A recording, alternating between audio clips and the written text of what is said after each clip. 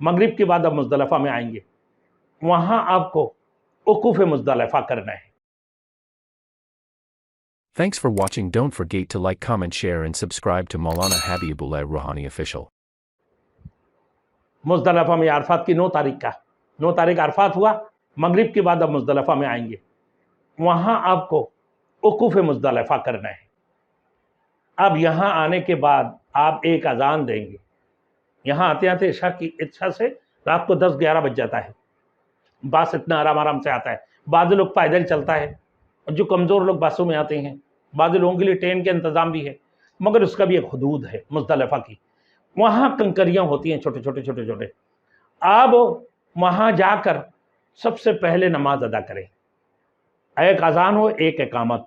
सबसे पहले मगरिब की नमाज 3 रकात पढ़े, और उसके बाद उसी इकामत से इशा की नमाज पढ़े 4 रकात।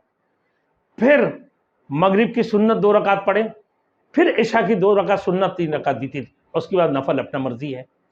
अब फिर उसके बाद आप क्या करें, पत्थर छोटे मुज़दलिफ़ा यानी रमल हजर के लिए, जमरात के लिए, शैतानों को कंकरियां मारने के लिए 70 पत्थरें ढूंढ लें, चने के बड़े चने के बराबर। वहाँ हर किस्म के पत्थरें मिलते हैं, बड़ा नहीं लेना, छोटे ले लें। थैली मिलता है, हाजियों को थैली देते हैं, बैग देते हैं इतने बड़े, उसी बैग के अंदर भर लें, और 70 की बजाय 2, 4, 5 इजाफा भी ले लें। अब मेरे दोस्तों, वक़ूफ़ मुज़दलिफ़ा, वहाँ थोड़ी देर आराम करें, खूब दुआएं मांगे अल्लाह से।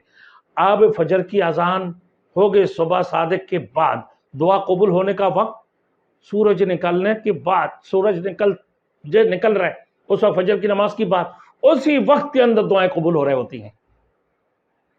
खूब अल्लाह से दुआएं मांगे, खूब रोए, जैसे सूरज तुलू होने लगे।